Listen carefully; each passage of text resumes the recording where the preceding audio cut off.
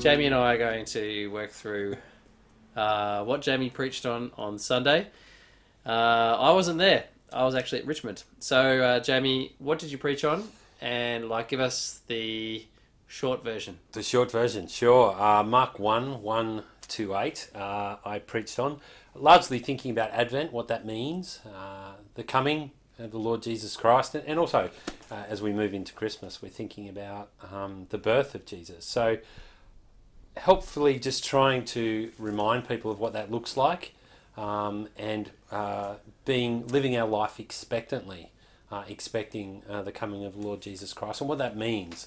Had some conversations with people around what that looks like, and people honestly saying that they struggle a little bit just truly trusting and believing that. And so we looked at Mark 1, 1 to 8 in three ways, just thinking about who Jesus is and what that looks like. Right.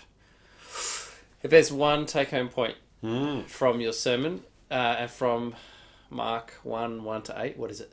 Yeah, I think it's to keep our eyes on Jesus, to know the real Jesus. It's so easy for us to get caught up this time of the year thinking about what Christmas is and what we've got to do.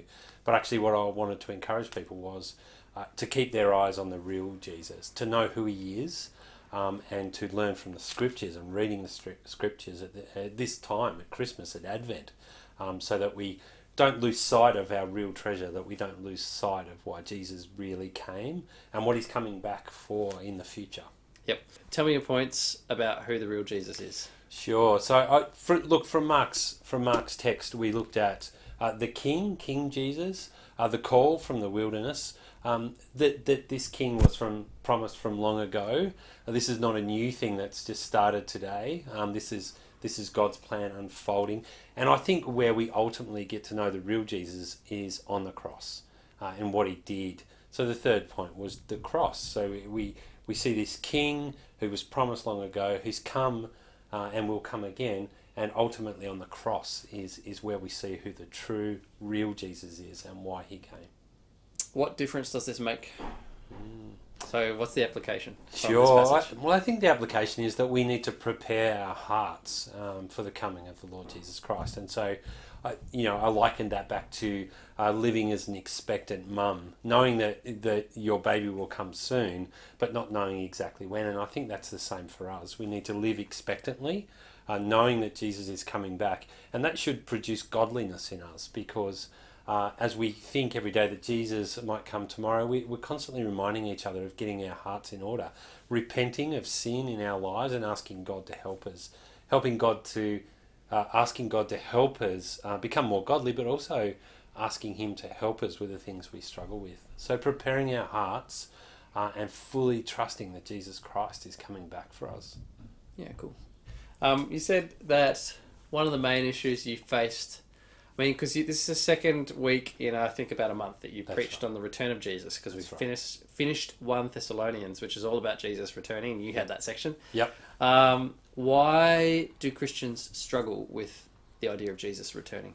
Well, I think there's a lot of doubt around in the world. The world would say to us, it's crazy that some man is going to come back on the clouds and raise people from the dead and raise the living with him. So I think the temptation all the time is to see this as a story rather than history. And so what I preached on 2 weeks previous was that this is our history. And so that's why we constantly see in Thessalonians saying, we believe. Paul reminds the Thessalonians, we believe that Jesus died. We know this is true. We believe that he was raised from the dead. And we believe that he'll come back for us. So I think the temptation is not to see this as history, but to see it as a story. And it's hard for us at times, hard for Christians to fully accept that Jesus will come with the sound of the trumpet and come back for us. We also highlighted the story of Lazarus, a man raised by Jesus' words. And in the same way, those who are asleep in him, who trust in Jesus and have gone to sleep in him, will be raised. And we're promised that. It's the great promise. It's our hope, and that's what we hold on to. And that's anchored in the gospel history. It's history, not a story. So is there anything else in Mark that you want to leave us on to think about? Yeah, I think so. I think one of the interesting things is that Mark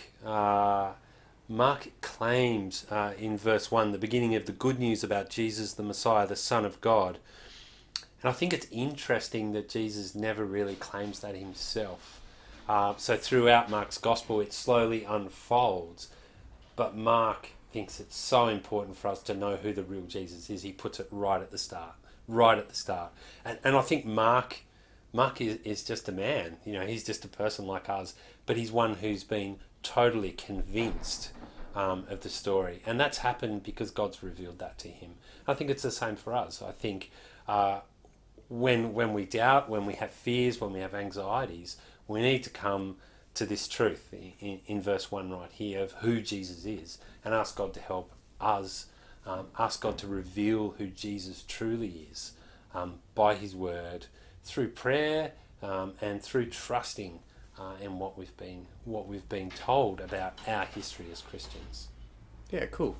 So we've got our history. That Jesus did come, that Jesus died, rose again, and is coming back again. That impacts us as Christian believers in how we live, in godly lives, and we have something to look forward to in Jesus' return. Indeed. That's our hope, right? So that's our hope. And I think it's a challenging message because Mark puts it at verse 1 and he says he's the Son of God. Yeah. And I think there's no either or.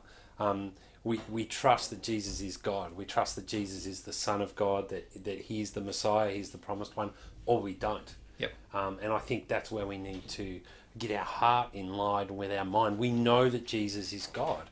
We know that he's coming back for us. And we need to spend more time trusting that and anchoring ourselves in that, because there is no other option. There's two options. He either is or he isn't.